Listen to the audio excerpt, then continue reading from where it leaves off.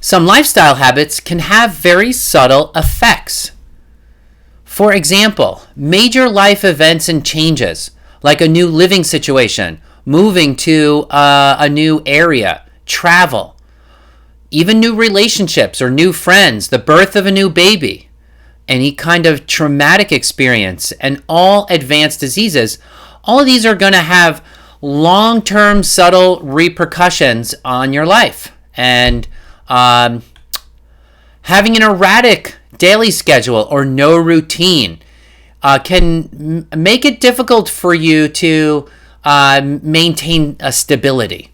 So it could cause an erratic routine can cause erratic changes in your life. So excess travel, poor sleep habits, waking up too early, going to bed too late, staying up all night, constantly changing sleep schedule or meal schedule, or even shift work. And we put together a whole video on shift work with some great tips to help people who are shift workers. So check that out.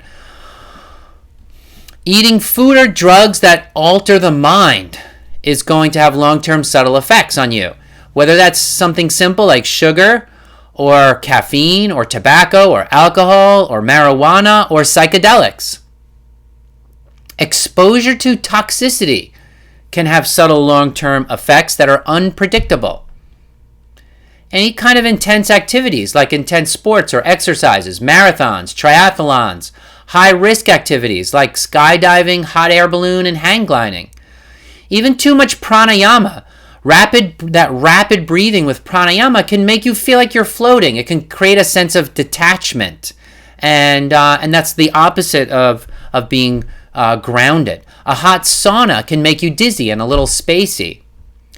Exposure to disturbing media. Here's a clip from The Shining with Jack Nicholson, a kind of freaky movie, and media, songs, and movies that encourage unhealthy choices could lead to you making those unhealthy choices with long-term subtle effects. Horror movies, etc.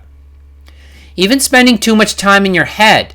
Many people have mental heavy jobs, computer work, with little physical labor, which can make the person more subtle because the person is stuck in their mind all day and they have no physical release. Sometimes it's good to just, work with something that you can touch instead of something that's just thinking.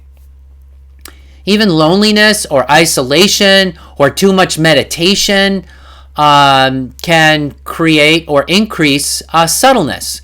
Now, again, a person may want to increase their subtleness if they have a lot of kapha and they need perspective, but then a person can also overdo it as well. Too much socializing on the opposite end of the spectrum from loneliness or isolation or meditation, too much socializing can also be destabilizing. About spending too much time in your head, this has become a cultural phenomena for several hundred years. Descartes was a medieval Enlightenment philosopher who said, "I think, therefore I am," making the claim that the person's identity is their mind. And the old, before Descartes, people thought their identity was their heart, and that shifted from the heart to the mind. So you see among intellectuals today, see the mind as the most important organ of the body, or more important than the body. American culture in many ways espouses the mind over matter attitude, finishing the marathon, getting to the top of the mountain, breaking through one's limits. That go, go, go attitude of American culture can be disembodying and cause a person to override their own bodily cues in favor of work or goals or ambitions.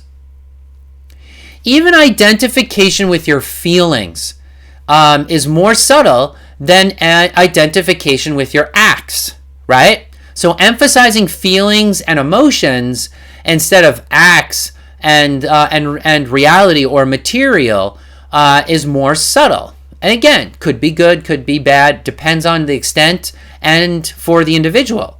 But living life emotionally and getting swayed by all your feelings can leave you in a more hypersensitive state. It's important to remember that feelings are subjective, not objective. Feelings are supposed to reflect what's real, but sometimes they don't. So we need to work hard to put our feelings in perspective and to check them, because it may or may not reflect true meaning or understanding. Some people overemphasize how something feels, and also others underemphasize how something feels. So a person could avoid feelings, and that can be a bias as well, with subtle repercussions on your body. All right, great. Next, we'll talk about climates that increase subtle.